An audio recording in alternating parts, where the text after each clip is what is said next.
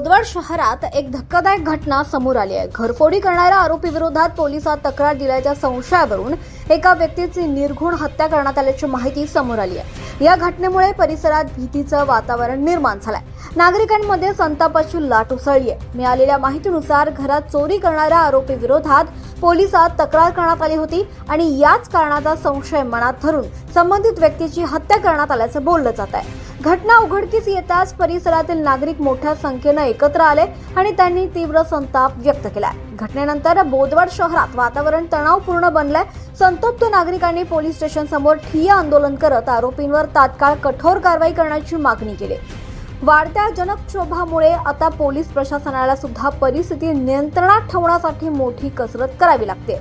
दरम्यान या घटनेची गंभीर दखल घेत आमदार चंद्रकांत पाटील यांनी देखील तीव्र संताप व्यक्त केला।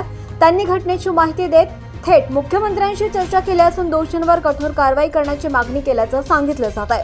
या घटनेमुळे बोदवड परिसरात खळबळ उडाली असून नागरिकांमध्ये कायदा व सुव्यवस्थेचा प्रश्न उपस्थित केला जातोय। पोलिसांकडून याचा पुढील तपास सुरू आहे।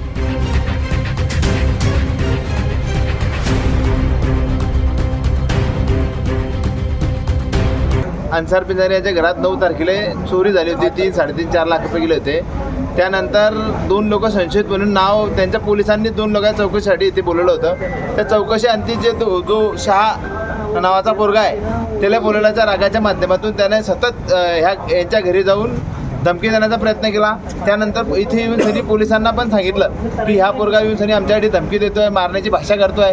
त्यावेळेस मी किमान एक वेळेस त्याची LC पण दिली। त्या LC दिल्यानंतर मी पोलिसांना त्याच्यावर कोणत्याच प्रकारची कारवाई केली नाही, काय केली नाही। त्यामुळे त्याची हिंमत वाढत गेली। काल रात्रीसुद्धा आमचे माजी नगराध्यक्ष शहीद दादा भगवान यांनी PIला फोन केला व तो घरी जाऊन धमकी देण्याचा प्रयत्न केल्यावर मी त्याला आणून पाहुण्यासारखा त्याला निरोप दिला गेला की तू 10 वाजता पोलीस स्टेशनला हजर होय।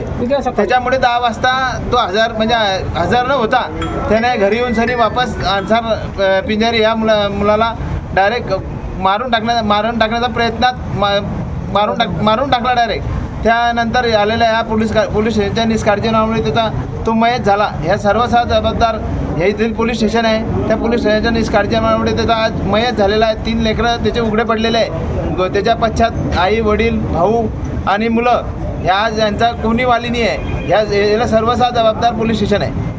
PI साहेब आणि मागणी काय आहे तुमची? मागणी आम्हाला एकच आहे की लोकांची मागणी अशी आहे की ते त्यांच्यावर जे पोलिसांनी जे जबाबदार व त्यांच्यावर सस्पेंडची कारवाई व्हायला पाहिजे आणि जो गुन्हेगार आहे त्याला ताबडतोब अटक करून त्याला जे ज्यांची फाशी मागणी आहे ती त्याला फाशी शिक्षा व्हायला पाहिजे अशी त्यांची मागणी आहे। तोपर्यंत आम्ही PM करणार नाही। या घरच्या लोकांना म्हणलं की तोपर्यंत आम्ही PM करणार नाही। आणि आरोपी इथे येऊन सनी मेमो घेऊन गेला। काय गेला, आरोपी मर्डर करून सनी इथे आला आणि इथे पोलीस स्टेशन म्हणून मेमो घेऊन गेला आणि पोलिसांना त्याला ओळखलं नाही।